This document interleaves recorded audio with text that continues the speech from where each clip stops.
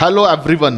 अगर आपने breathing and exchange of gases इस चैप्टर को पूरी तरह से कंप्लीट कर लिया है, आपने हर एक कंसेप्ट को समझ लिया है, तो मैं आपको बता दूं, आपने एक चीज देखी होगी कि इस चैप्टर के अंदर बहुत सारी न्यूमेरिकल वैल्यूज आती हैं और उन न्यूमेरिकल वैल्यूज को हमें लास्ट तक या अपने एग्जाम तक याद रखना होता है। तो ये लेक्चर आपके लिए काफी इंपॉर्टेंट होने वाला है, क्योंकि इस एक लेक्चर के अंदर, इस चैप्टर के अंदर जितनी भी न्यूमेरिकल वैल्यूज हैं वो इस लेक्चर में मैं आपको बताने वाला हूं।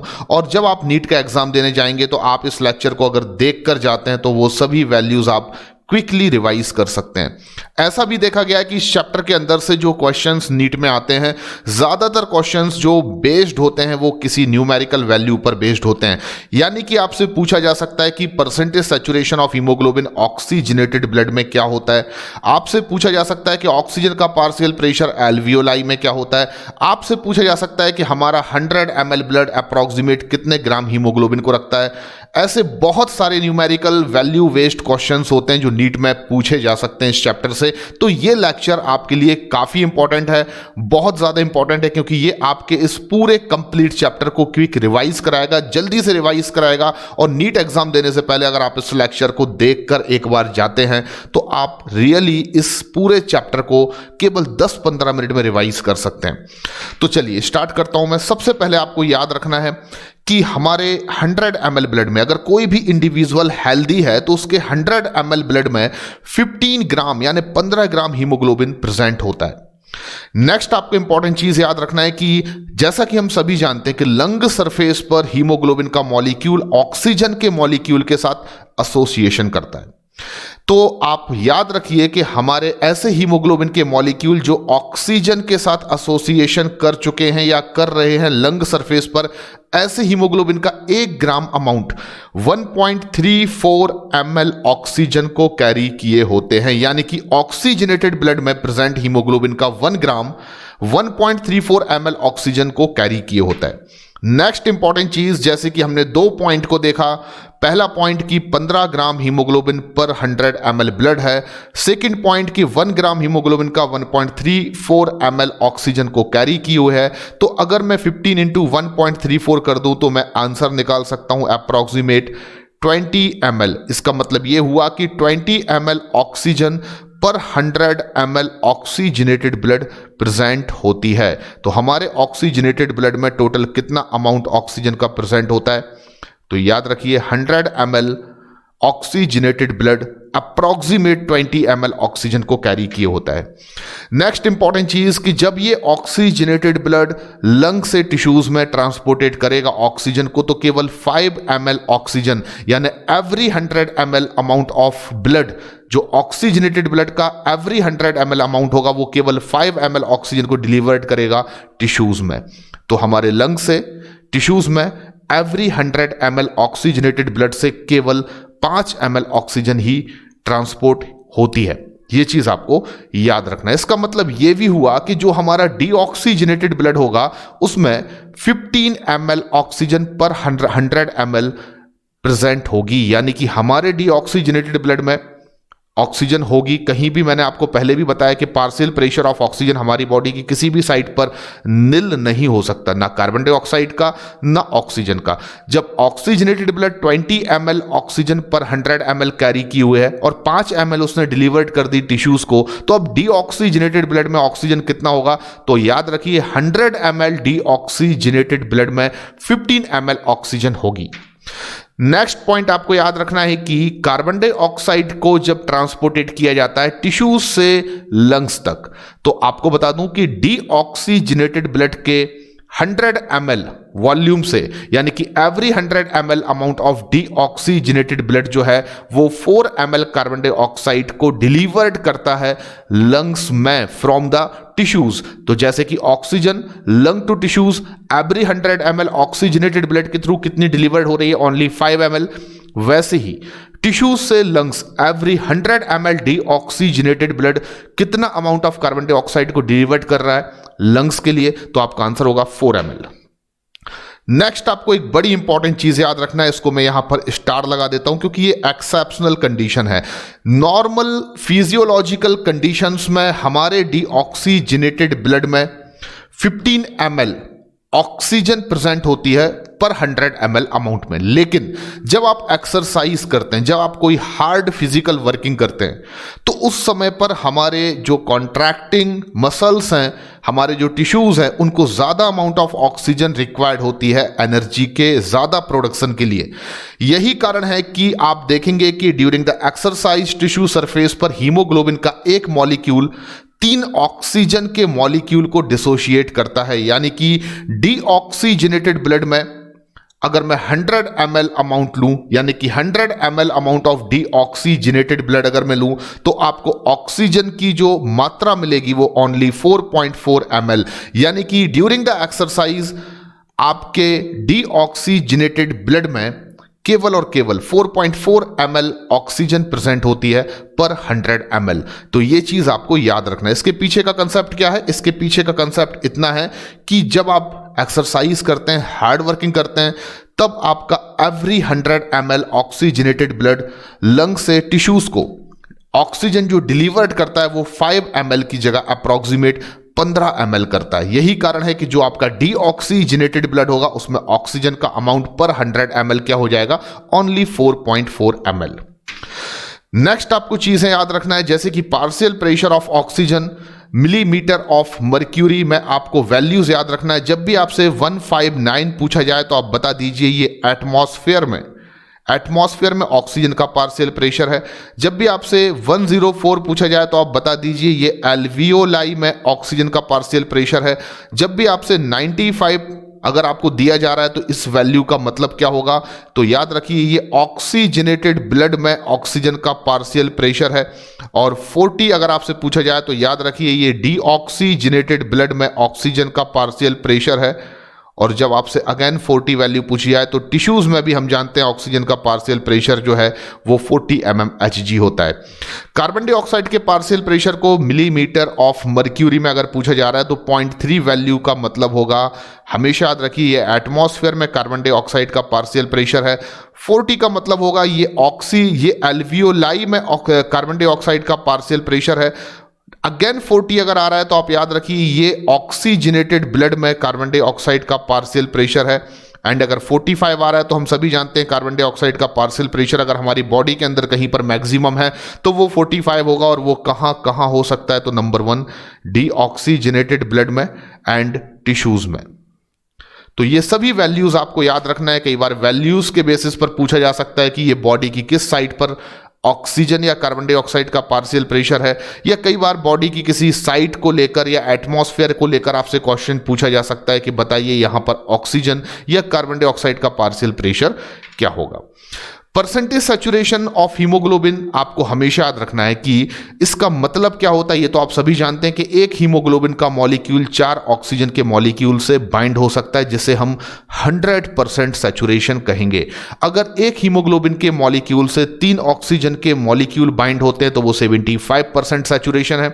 तो आपसे पूछा जा सकता है कि percentage saturation of haemoglobin in oxygenated blood at alveolar site. तो एल्वियोलर साइट पर हीमोग्लोबिन के एक मॉलिक्यूल से 4 ऑक्सीजन के मॉलिक्यूल एसोसिएशन करते हैं, क्योंकि आप सभी जानते हैं कि एल्वियोलर साइट पर ऑक्सीजन का पार्शियल प्रेशर बहुत ज्यादा है, कार्बन डाइऑक्साइड का पार्शियल प्रेशर लो है, H पॉजिटिव आयंस का कंसंट्रेशन को लेकर अगर मैं बात करूं तो वो भी लो है, pH वहां पर अल्कलाइन है और टेम्परेचर टिश्यू साइट के कंपैरिजन में कम होने की वजह से ऑक्सीजन का जो एसोसिएशन है वो कुछ इस तरीके से होगा कि एक हीमोग्लोबिन के मॉलिक्यूल से मैक्सिमम 4 ऑक्सीजन के मॉलिक्यूल बाइंड होंगे। इसका मतलब कि एल्वियोलर साइट पर जो ऑक्सीजनेटेड ब्लड है उसमें हीमोग्लोबिन का percentage saturation with oxygen is equal 100%। आपसे पूछा जा सकता है percentage saturation of haemoglobin in deoxygenated blood. यहां पर मैं ये कट कर देता हूं, ये मिस्टेक है, एल्वियोलर साइट पर नहीं टिश्यू साइट पर बात हो सकती है। तो percentage saturation of haemoglobin in deoxygenated blood क्या होगा? तो आप याद रखिए कि ऑक्सीजनेटेड ब्लड जो होगा वो टिश्यू साइट पर पहुंचने के बाद नॉर्मल फिजियोलॉजिकल कंडीशन में एक हीमोग्लोबिन के मॉलिक्यूल से एक ही ऑक्सीजन के मॉलिक्यूल को यहां पर डिसोशिएट करके ट्रांसपोर्ट किया जाएगा। तो यहां पर डीऑक्सीजनेटेड ब्लड में आप देखेंगे जो हीमोग्लोबिन प्रेजेंट होगा, each molecule of haemoglobin has 3 oxygen molecule, यानी कि एक हीमोग्लोबिन से 3 ऑक्सीजन के मॉलिक्यूल एसोसिएटेड डीऑक्सीजनेटेड ब्लड में भी होते हैं। तो इसका मतलब डीऑक्सीजनेटेड ब्लड में परसेंटेज सैचुरेशन ऑफ हीमोग्लोबिन होगा 75%। नेक्स्ट आपको हमेशा याद रखना है what is the meaning of P50। तो मैं आपको बता सकता हूं कि P50 को हमने कहां पर पढ़ा है। जब हम ऑक्सीजन डिसोसिएशन कर पढ़ते हैं वहां पर P50 का जिक्र होता है, और P50 का मतलब होता है the partial pressure of oxygen eight which percentage saturation of haemoglobin with oxygen become 50%। यानी कि सिंपल कर देता हूं, नॉर्मल फिजियोलॉजिकल कंडीशन में एवरेज एट रेस्ट कंडीशंस में हमारी बॉडी के अंदर हीमोग्लोबिन का परसेंटेज सैचुरेशन 50% हो, इसके लिए कितना अमाउंट ऑक्सीजन के पार्शियल प्रेशर का रिक्वायर्ड होगा। रट लीजिए ये चीज आप 25 mmHg, जो मैंने आपको ऑक्सीजन डिसोसिएशन कर्व में भी बताया है। उसके बाद आपको हमेशा याद रखना है जब हम ऑक्सीजन का ट्रांसपोर्टेशन पढ़ते हैं फ्रॉम द NCERT, तो वहां पर 97% और 3% का जिक्र हुआ है। तो आप हमेशा याद रखिए 97% का मतलब है कि ऑक्सीजन का ट्रांसपोर्ट 97% अमाउंट ऑफ ऑक्सीजन का ट्रांसपोर्ट होता है एज अ HbO2, यानी कि ऑक्सी हीमोग्लोबिन के फॉर्म में। यानी कि 97% अमाउंट ऑफ ऑक्सीजन लंग्स से टिश्यूज में ट्रांसपोर्टेड होती है हीमोग्लोबिन से बाइंड होकर, जबकि 3% का वहां पर आपको मीनिंग हमेशा याद रखना है। 3% का मीनिंग है कि टोटल ऑक्सीजन जो है उसका 3% ऑक्सीजन जो है वो ट्रांसपोर्टेड होती है लंग टू टिश्यूज प्लाज्मा के साथ डिसॉल्व होकर, यानी कि डिसॉल्व स्टेट इन प्लाज्मा।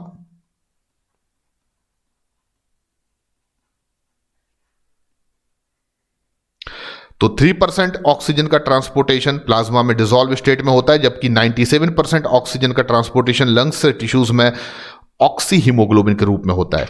इसी तरीके से जब आप कार्बन डाइऑक्साइड का ट्रांसपोर्टेशन पढ़ेंगे तो वहां पर ये 3 न्यूमेरिकल वैल्यूज आपको देखने को मिलेंगी। एक जगह लिखा हुआ है 20 to 25%, इसका मतलब आप समझ लीजिए कि कार्बन डाइऑक्साइड का ट्रांसपोर्टेशन 20 to 25%, यानी कि 20 to 25% कार्बन डाइऑक्साइड का ट्रांसपोर्टेशन HbCO2 के फॉर्म में होता है, यानी कि कार्ब अमीनो हीमोग्लोबिन के फॉर्म में होता है। एंड 7% जो कार्बन डाइऑक्साइड है उसका ट्रांसपोर्टेशन डिसॉल्व स्टेट में होता है प्लाज्मा में, यानी प्लाज्मा में डिसॉल्व होकर वो ट्रांसपोर्टेड होती है टिश्यू टू लंग्स। एंड 70%, यानी कि सबसे ज्यादा अमाउंट जो कार्बन डाइऑक्साइड का ट्रांसपोर्टेड होता है वो एज बाइकार्बोनेट आयन। तो ये सब आपने पढ़ा हुआ है, बस आपको यहां पर मैं वैल्यूज को रिवाइज करा रहा हूं। इसी तरीके से आप ब्रीदिंग रेट हमेशा याद रखिए। जब आप रेस्पिरेशन इन ह्यूमन पढ़ेंगे या ह्यूमन रेस्पिरेटरी सिस्टम को पढ़ेंगे तो ब्रीदिंग रेट का आप हमेशा याद रखिए 12 से 16 टाइम्स पर मिनट, यानी कि हम 12 से 16 बार ब्रीदिंग करते हैं 1 मिनट के अंदर। ये नॉर्मल ब्रीदिंग रेट है ह्यूमन में।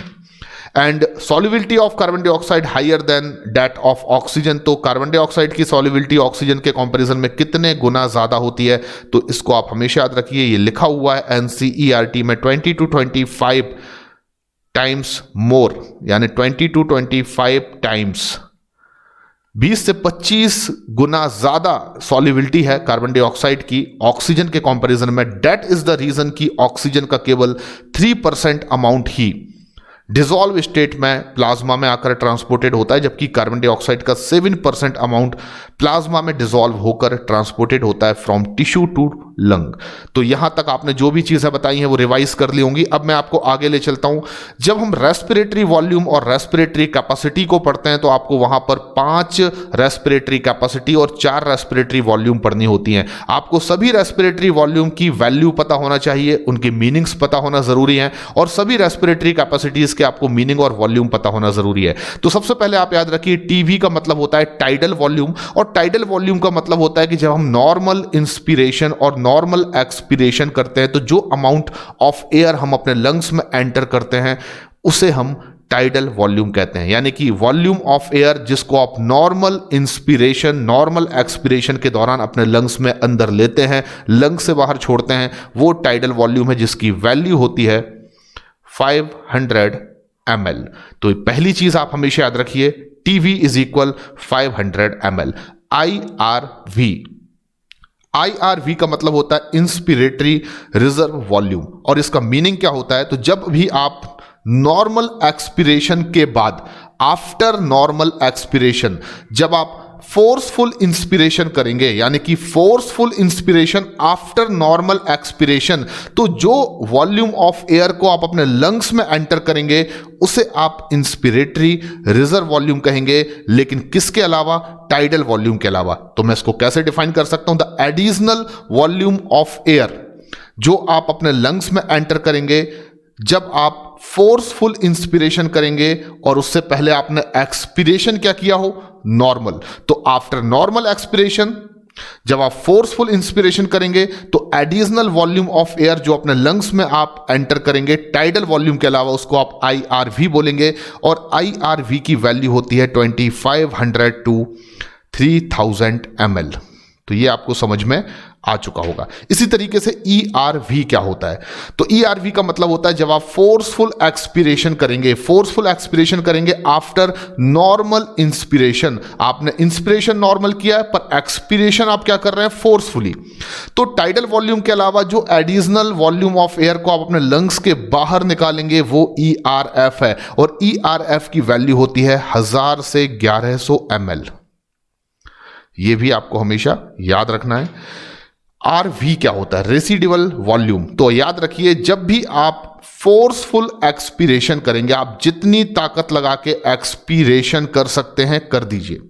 जब आप फोर्सफुल एक्सपायरेशन करेंगे तो आप देखेंगे उसके बाद भी आपके लंग्स में जो वॉल्यूम ऑफ एयर बच जाएगी, the remaining volume of air even after forceful expiration, आप उसे RV यानी कि रेसिडुअल वॉल्यूम बोलेंगे, और इसकी वैल्यू होगी 1100 से 1200 यानी 1100 to 1200 ml। अब हम कैपेसिटी को लेकर बात करते हैं। IC का मतलब होता है inspiratory capacity. And what is the meaning of inspiratory capacity? तो याद रखिए, नॉर्मल एक्सपिरेशन कर दीजिए, यानी कि मैंने नॉर्मल एक्सपिरेशन कर दिया, उसके बाद जब मैं फोर्सफुल इंस्पिरेशन करूंगा तो forceful inspiration after normal expiration, आप जो टोटल वॉल्यूम ऑफ एयर अपने लंग्स में एंटर करते हैं उसको आप इंस्पिरेटरी कैपेसिटी कहते हैं। इसका मतलब IRV प्लस TV। तो जब भी हम फोर्सफुल इंस्पिरेशन करेंगे पर उससे पहले आपने एक्सपिरेशन या एक्सपायरेशन क्या किया हो? नॉर्मल। तो जब भी आप नॉर्मल एक्सपायरेशन के बाद फोर्सफुल इंस्पायरेशन करेंगे, फोर्सफुल इंस्पिरेशन करेंगे, तो जो टोटल वॉल्यूम ऑफ एयर आप अपने लंग्स में एंटर करते हैं वो IC होता है, यानी कि इंस्पायरेटरी कैपेसिटी। एंड इसको IRV प्लस TV से हम लोग रिप्रेजेंट कर सकते हैं, क्योंकि दो वॉल्यूम को जोड़कर हम लोग IC को बना सकते हैं। तो IRV की वैल्यू क्या होती है? 2500 से 3000, और TV की वैल्यू क्या होती है? 500, यानी कि इसको लिख सकते हैं हम 3000 to 3500 ml, यानी कि 3000 से 3500 ml IC जो है इंस्पिरेटरी कैपेसिटी, इसकी वैल्यू होती है। इसी तरह से EC क्या होता है तो मैं आपको जल्दी से बता देता हूं, एक्सपिरेटरी कैपेसिटी।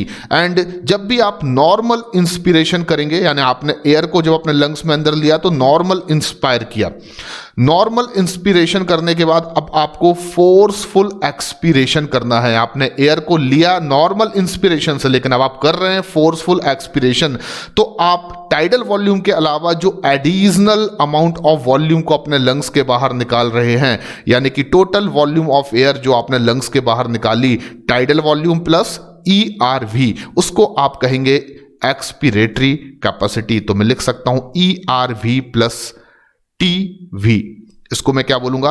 Expiratory capacity. और हम सभी जानते हैं कि इसकी वैल्यू क्या होना चाहिए, तो ERV होता है 1000 से 1100 और TV होता है 500, तो मैं लिख सकता हूं 1500 से 1600 ml। अगली जो कैपेसिटी है वो है FLC, यानी कि functional lung capacity. Functional lungs capacity का मतलब क्या होता है? याद रखिए, जब भी आप नॉर्मल एक्सपिरेशन करेंगे तो नॉर्मल एक्सपिरेशन के बाद आपके लंग्स में जो वॉल्यूम ऑफ एयर शेष बचेगी, जो आपके लंग्स में वॉल्यूम ऑफ एयर बची रहेगी आफ्टर नॉर्मल एक्सपिरेशन, उसे आप फंक्शनल लंग कैपेसिटी कहेंगे। और वो कौन सी वॉल्यूम ऑफ एयर होगी जो आपके लंग्स में शेष बची होगी? तब जब आपने नॉर्मल एक्सपीरेशन किया। तो नॉर्मल एक्सपीरेशन से आपने टाइडल वॉल्यूम को बाहर निकाल दिया। अब आपके लंग्स में बची होगी ERV प्लस रेसिडुअल वॉल्यूम। तो रेसिडुअल वॉल्यूम और एक्सपिरेटरी रिजर्व वॉल्यूम का जब हम सम टोटल करते हैं तो वो बन जाता है फंक्शनल लंग कैपेसिटी। ERV 1000 से 1100 होता है और रेसिडुअल वॉल्यूम 1100 से 1200 होती है। तो मैं इसको लिख सकता हूं 2100 से 2300 ml। ये सभी वैल्यूज आपको याद होनी चाहिए। उसके बाद VC यानी कि वाइटल कैपेसिटी। वाइटल कैपेसिटी क्या है? तो बाबा रामदेव को याद कर लीजिए। जब भी आप कॉन्टिन्यूअसली फोर्सफुल इंस्पिरेशन करेंगे फिर फोर्सफुल एक्सपिरेशन करेंगे, यानी कि मैंने क्या किया, फोर्सफुल इंस्पिरेशन, उससे पहले मैंने क्या किया, forceful expiration. That means forceful inspiration करने पर आफ्टर फोर्सफुल एक्सपिरेशन आप जो टोटल वॉल्यूम ऑफ एयर अपने लंग्स में इनहेल करेंगे, या दूसरी डेफिनेशन, फोर्सफुल एक्सपीरेशन आपको करना है आफ्टर फोर्सफुल इंस्पिरेशन, जिसमें आप जो टोटल वॉल्यूम ऑफ एयर अपने लंग से बाहर निकालेंगे उसे हम वाइटल कैपेसिटी कहते हैं।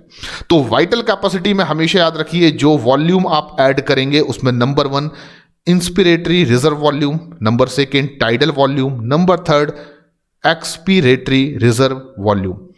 अगर मैं चाहूं तो मैं वाइटल कैपेसिटी को एक और तरीके से भी इक्वेशन में लिख सकता हूं। हम जानते हैं कि IRV और TV को एक साथ हम इंस्पिरेटरी कैपेसिटी कह सकते हैं, इसलिए मैं IC प्लस अगर ERV लिखूं तो यह गलत नहीं होगा। मैं चाहूं तो एक तरीके से और लिख सकता हूं, क्योंकि हम जानते हैं कि टाइडल वॉल्यूम और एक्सपिरेटरी रिजर्व वॉल्यूम को हम लोग EC कहते हैं, इसलिए मैं चाहूं तो लिख सकता हूं IRV प्लस EC। तो ये अलग अलग इक्वेशंस हैं जिससे आप लोग वाइटल कैपेसिटी को डिफाइन कर सकते हैं। अब इसकी वैल्यू क्या होगी? तो आपको 3 कैपेसिटी को ऐड कर देना है, यानी कि इंस्पिरेटरी रिजर्व वॉल्यूम की जो वैल्यू है वो है 2500 से 3000, टाइडल वॉल्यूम की वैल्यू है 500, एक्सपिरेटरी रिजर्व वॉल्यूम की वैल्यू है 1000 से 1100। सबको आपको जोड़ देना है और आंसर आएगा 4000 से 4600 ml। अगर आपको नहीं दिख रहा है तो मैं इसको यहां पर लिख देता हूं, 4000 से 4600 ml। ये किसकी वैल्यू है? वाइटल कैपेसिटी की वैल्यू है। एंड नेक्स्ट आपको याद रखना है total lung capacity. What is the meaning of total lung capacity? आप में जितनी ताकत है आप उतनी ताकत लगा के फोर्सफुल इंस्पिरेशन कर लीजिए। आप जितनी सांस अपने लंग्स में भर सकते हैं आप भर लीजिए। जब आप फोर्सफुल इंस्पिरेशन कर लेंगे तो आपके लंग्स में जो total volume of air present होगी, यानी आपके लंग्स आफ्टर फोर्सफुल इंस्पिरेशन जो total volume of air carry करेंगे उसको आप टोटल लंग कैपेसिटी कहेंगे।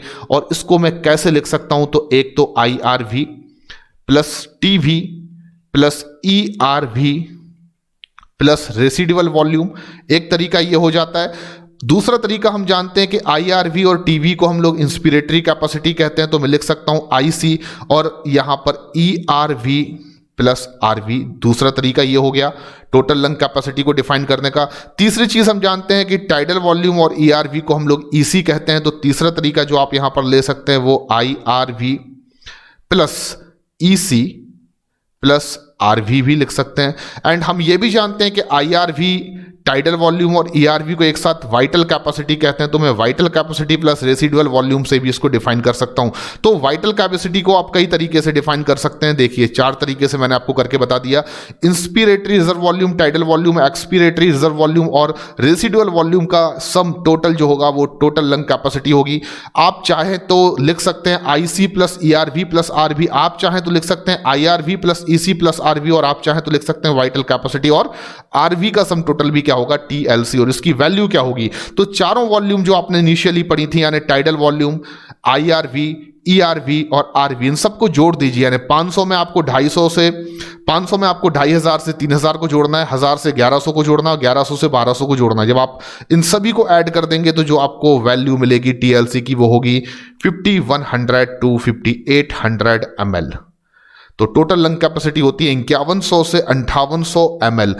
तो यहां पर जितनी भी मैंने आपको न्यूमेरिकल वैल्यूज सिखाई हैं ये सब आपको अपने एग्जाम के पहले रिवाइज करना है, रिवाइज करके ही एग्जाम देने जाना है, क्योंकि इस चैप्टर से आप कितना भी पढ़ लीजिए पर जो क्वेश्चन आने की संभावना है, अगर आप चाहें तो इस लेक्चर बस को देखकर भी पूरे चैप्टर को रिवाइज कर सकते हैं और सभी इंपॉर्टेंट चीजों को याद रख सकते हैं। तो आज के इस लेक्चर में मैंने आपको जो कुछ भी बताया आपको काफी पसंद आया होगा। अगर आपको ये वीडियो अच्छा लगा तो इसको लाइक करना मत भूलिए, और अगर आप मेरे चैनल पर नए हैं तो चैनल को सब्सक्राइब कीजिए।